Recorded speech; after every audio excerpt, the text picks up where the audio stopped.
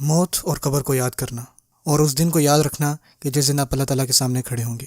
اگر آپ کے ایمان میں کمی آ رہی ہے نا، تو یہ اس کا علاج ہے۔ یقین کریں، میں نے ریسنٹلی قبر کے بارے میں لیکچر دینا شروع کیے ہیں، اور جتنے زیادہ میں اس کے اوپر لیکچر دیتا جا رہا ہوں، اتنی زیادہ میرے دل میں دنیا کی قیمت کم ہوتی جا رہی ہے، اور جتنا بھی میرے پاس ہے اس میں مطمئن ہو جاتا ہوں۔ کیونکہ جب آپ کو یہ احساس ہو جائے نا کہ آپ نے ایک دن مرنا ہے، اور یہ جتنا سب کچھ ہے یہ آپ اپنے ساتھ نہیں لے کے جائیں گے، صرف ایک چیز، صرف ایک کرنسی آخرت کی جو ہے وہ صرف اعمال ہے۔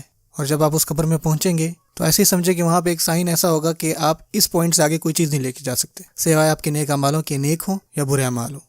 صرف یہی ایک چیز جو ہے نا آپ اس پوائنٹ سے آگے لے کے جا سکیں گے۔ تو آپ جتنی بھی دنیا بھی اکٹھی کر رہے ہیں، یہ آپ کے وہاں کام نہیں آئے گی۔ ہمیں موت کو یاد رکھنا ہے۔ رسول اللہ صلی اللہ علیہ وسلم فرمایا کرتے تھے کہ لذتوں کو ختم کرنے والی چیز کو کثرت سے یاد کرو، اور وہ کیا ہے بھلا؟ موت ایسی چیز ہے جو تمام لذتوں کو ختم کرے گی، اور مرنے کے بعد آپ کو صرف ایک ہی احساس ہوگا، صرف ایک ہی۔ آپ ایک آخری نظر اس دنیا پہ گھمائیں گے، اور صرف اسی وقت ہمیں احساس ہوگا کہ یہ دنیا جو ہے وہ کتنی ہلکی چیز ہے، جب ہم اس کو چھوڑ کے جائیں گے، جب ہم اس کو آخری نظر دیکھیں گے کہ یہ دنیا کچھ بھی نہیں ہے، کچھ بھی نہیں ہے۔ ہمیں اس دن احساس ہوگا یہ کتنی ادنا ہے۔ اور اصل لوگ تو وہی ہیں جن کو یہ مرنے سے پہلے احساس ہو جائے۔ آپ صلی اللہ علیہ وسلم نے اس دنیا کے بارے میں فرمایا، ایک دفعہ وہ اپنے صحابہ کے ساتھ جا رہے تھے، تو وہاں پہ کوئی جانور مرا پڑا تھا، اور اس کی لاش جو ہے وہ بوسیدہ ہو رہی تھی اور گدھوں سے کھا رہی تھی۔ تو اس کا کچھ ٹکڑا آپ صلی اللہ علیہ وسلم نے اٹھایا، اور انہوں نے پوچھا کہ تم میں سے کون جو ہے مجھ سے دینار میں خریدے گا؟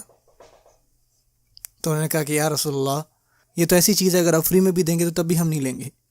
ایک ایسی چیز جو مردار ہے، وہ یہ کہہ رہے ہیں کہ ہم مفت میں بھی نہیں لیں گے۔ تو انہوں نے کہا کہ جان لو کہ یہ دنیا اور اس کے اندر جو بھی چیزیں ہیں، جتنا بھی سونا، دولت، سٹیٹس، پیسہ، شہرت، سب کا سب یہ اللہ تعالیٰ کے نزدیک اس سے بھی زیادہ کمتر ہے جتنا تمہارے نزدیک یہ مردہ جانور ہے۔ اس کی کوئی وقت نہیں اللہ تعالیٰ کے سامنے۔ قیامت کے دن اللہ تعالیٰ جو ہے اس سارے کو جو ہے اپنی مٹھی میں جکڑ لیں گے، پوری زمین اور آسمان کے ساتھ اللہ تعالیٰ ایسا کریں گے، اور پوچھیں گے آج دنیا کے بادشاہ کدھر ہیں؟ وہ لوگ جو ایک دوسرے سے لڑتے تھے، ایک دوسرے کو مارتے تھے، اور ناانصافی پہ ناانصافی کرتے تھے، اس کم تر دنیا میں تم لوگ آج کہاں ہو؟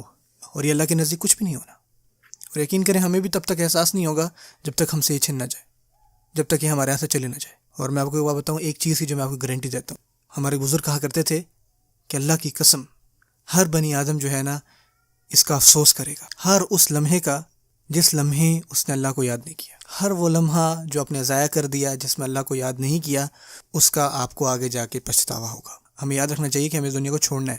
آپ قرآن مجید میں دیکھیں، آپ کو قرآن مجید میں کیا ملتا ہے کہ جب موت کے فرشتے ان کے پاس آئے تو انہوں نے کیا کہا؟ یا رب ارجعون، مجھے واپس بھیج دیں، ارجعونی، مجھے واپس بھیج دیں۔ کیوں واپس کیوں جانا چاہتے ہیں؟ کہ واپس جا کے وہ نماز پڑھیں گے؟ نہیں۔ کیا وہ واپس جانا چاہتے ہیں تاکہ وہ اپنے خاندان کو دیکھے؟ نہیں۔